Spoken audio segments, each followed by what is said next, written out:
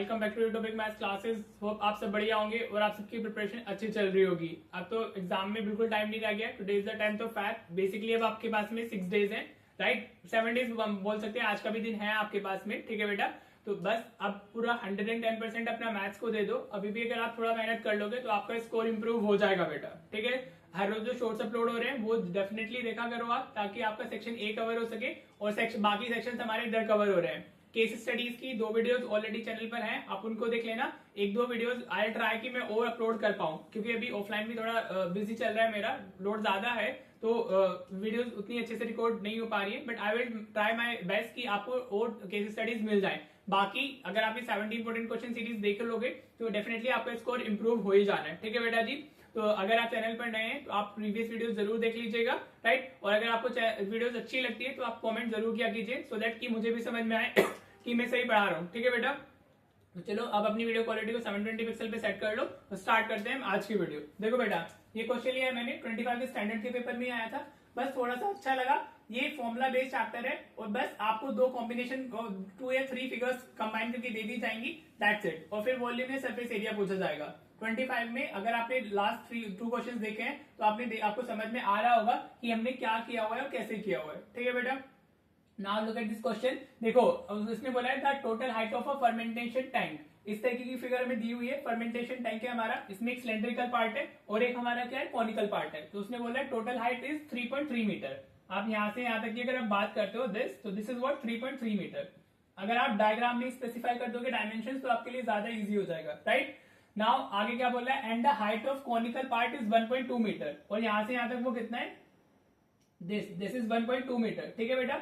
ये हमारा 1.2 मीटर हो गया, राइट? तो ऊपर कितना रह जाएगा हमारा, हाइट ऑफ सिलेंड्रिकल टैंक कितनी हो जाएगी हमारी, दैट विल बी 2.1। हाँ जी बेटा, ये कितनी आ जाएगी, 2.1 मीटर। क्यों आएगी 2.1 मीटर?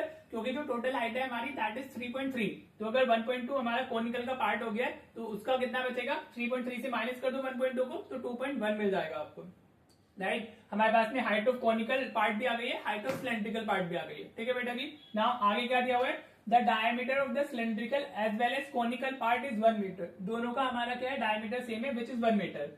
हाँ जी, यहां से यहां तक क्या है हमारा, ये 1 मीटर हो जाएगा, ठीक है बेटा? तो अगर हम रेडियस की बात करेंगे तो यहां से यहां तक हमारा 0.5 मीटर आ जाएगा। हाँ जी, 1 का हाफ 0.5 होता है। हाँ जी बेटा, नाउ आगे क्या कह रहा है आपसे, वो find the capacity of tank. तो एक क्वेश्चन तो यहां तक हो गया हमारा। कैपेसिटी मीन्स हमारा वॉल्यूम, ठीक है बेटा? जिस बच्चे को नहीं पता है, कैपेसिटी का मतलब वॉल्यूम ही होता है। किसी चीज को होल्ड करने की कैपेसिटी हमारी वॉल्यूम होती है, ठीक है बेटा जी? राइट? तो एक ही हो गया। फिर आगे उसने बोला है if the level of a liquid in the tank, इसको हम बाद में डिस्कस करते हैं, पहले कैपेसिटी ऑफ टैंक, राइट? जो बच्चे सिर्फ पास भी नहीं हो पाते हैं उनके लिए मैं बता रहा हूँ, पहले आप इतना पढ़ो। सारी चीजें मैंने इधर लेबल कर दी है। कैपेसिटी पूछ रहा है, वॉल्यूम पूछ रहा है, ठीक है? उसके जो बाद वाला पार्ट है वो अच्छा पार्ट है, ठीक है? तभी ताकि आपको 5 मार्क्स मिलेंगे इस क्वेश्चन को जब आप वो वाला भी करोगे, राइट? लेकिन उसको हम बाद में डिस्कस करते हैं। पहले आपको जितना आ रहा है क्वेश्चन में आप उतना किया करो, सो दैट कि आपको 0 मार्क्स में मिल करके आपको कुछ मार्क्स मिल जाए, ठीक है जी? Now if I write the answer for this, हाँ जी, मैं इसको इधर लेबल कर देता हूँ। इसको I am writing that's capital H, हाँ जी। इसको मैं स्मॉल एच यूज करूंगा, हाँ जी। और radius is same for both, तो इसको मैं आर से यूज कर लूंगा, ठीक है? मैंने लास्ट क्वेश्चंस में अगर आपने देखे होंगे तो आपको अच्छे से समझाई हुई है चीज कि हम क्यों इसको इधर स्पेसिफाई कर देते हैं, राइट? तो नाउ हमसे क्या पूछा है, कैपेसिटी ऑफ टैंक। तो कैपेसिटी ऑफ टैंक की अगर आप बात करोगे तो you will be writing like this, volume of conical part, volume of cylindrical part, दोनों ही हमें यूज करने, कोई भी आप पहले लिख सकते हो। Volume of cylindrical part plus volume of हमारा conical part, volume of conical part. इसको इस तरीके से लिखा करो, ठीक है बेटा जी? Volume of cylindrical part plus volume of conical part, ठीक है? नाउ वॉल्यूम ऑफ सिलेंडर क्या होती है हमारी, पाई आर स्क्वायर एच। इसको मैं कैपिटल एच से रिप्रेजेंट कर रहा हूं क्योंकि हाइट्स डिफरेंट है दोनों की कॉनिकल की और हमारी सिलेंडर की जो हाइट्स है दे आर डिफरेंट, तो हम उनके लिए जो अल्फाबेट्स है वो डिफरेंट यूज कर रहे हैं। इसके लिए कैपिटल यूज कर लिया मैंने और इसके लिए मैं कर लेता हूं अपना 1/3 पाई आर स्क्वायर स्मॉल एच आ जाएगा, ठीक है बेटा जी? समझ में आ रहा है? अभी मैंने कुछ नहीं किया, सिर्फ फॉर्मुलाज डाले, राइट? बस रिप्रेजेंटेशन का ध्यान रखना, रेडियस दोनों का सेम है इसलिए सेम स्मॉल आर से रिप्रेजेंट कर दिया।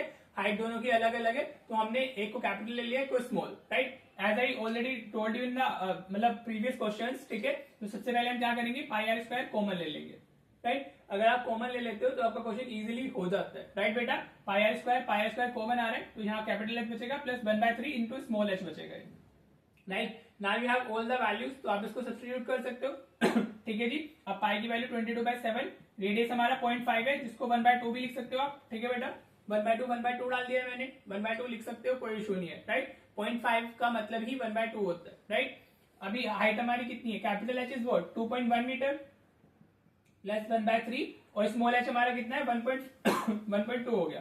ठीक है बेटा जी। राइट, सारी वैल्यूज डाली है। अब कैलकुलेशन तो आपका पार्ट है, 2 से 11 टाइम्स निकल जाएगा हमारा, तो ये कितना रहेगा 11/7 इंटू 1/2, साथ में कितना आएगा ये 3, और ये हमारा 0.4 आ जाएगा। ठीक है बेटा, कितना आएगा 0.4। अगर आप 1/2 को 3 से डिवाइड करोगे 0.4 मिलेगा, 2.1 प्लस 0.4, तो ये कितना आ गया इंटू 2.5 आ गया। राइट बेटा जी, क्लियर। अब आपको इसको इससे मल्टीप्लाई करना है और आप इसको फिर डिवाइड कर लेना। आप इसको अगर डेसिमल रिमूव करके करते तो वैसे ही हो जाएगा, 5 to 10, 5 5 is 25। ठीक है बेटा जी। तो अभी 11 into 5 is what 55, और ये आप में आ गया 28 metre cube. This is your answer. ठीक है बेटा, आप इसको डेसिमल्स में देंगे। बीइंग 10th क्लास स्टूडेंट, हमसे मतलब एक्सपेक्ट किया जाता है कि आप आंसर डेसिमल में दो। राइट बेटा जी। In case you have any problem in the division, बहुत से बच्चे होते हैं जिनको डिवीजन नहीं आता है, राइट, गलती से वो गलत भी कर सकते हैं, तो आप फ्रैक्शन फॉर्म में दे देना, आपका सिर्फ 0.5 जाएंगे, रेस्ट आपको फुल मार्क्स मिलेंगे उसके लिए। ठीक है बेटा जी। अगर आप इतना करते हो तो आपको कितना हो गया, हाफ क्वेश्चन हमारा हो गया, कैपेसिटी ऑफ टैंक आ गई है। Right, now let's move to the second question. ये तो बहुत इजी था, आपको कैपेसिटी मतलब दोनों की वॉल्यूम्स नॉर्मली ऐड करनी थी। ठीक है बेटा जी। राइट, चलिए अब आगे बढ़ते हैं। वो कह रहे हैं if the level of liquid in the tank is 0.7 meter from the top, find the surface area of the tank is which is in contact with the liquid। ठीक है बेटा जी। अब इस टैंक के अंदर अगर कोई लिक्विड, सपोज पानी है, अगर वो पानी हमारा कहां तक फिल है, वो यहां तक फिल है। ठीक है, इसके नीचे तक पूरा पानी इसके अंदर फिल हो रखा है। Right, that liquid can be anything, मतलब जरूरी नहीं है वो वाटर ही हो, अभी हम बस अज्यूम करके चल रहे हैं कि वो हमारा जो लिक्विड है वो वाटर हो गया। ठीक है बेटा। राइट, तो उसमें क्या दिया हुआ है, दिस इज वेरी इंपॉर्टेंट, आपको उसको अच्छे से पढ़ लेना है। ठीक है, if the level of liquid in the tank is 0.7 metre from the top, ऊपर से वो कितना है, यहां से यहां तक वो कितना है हमारा 0.7 मीटर है।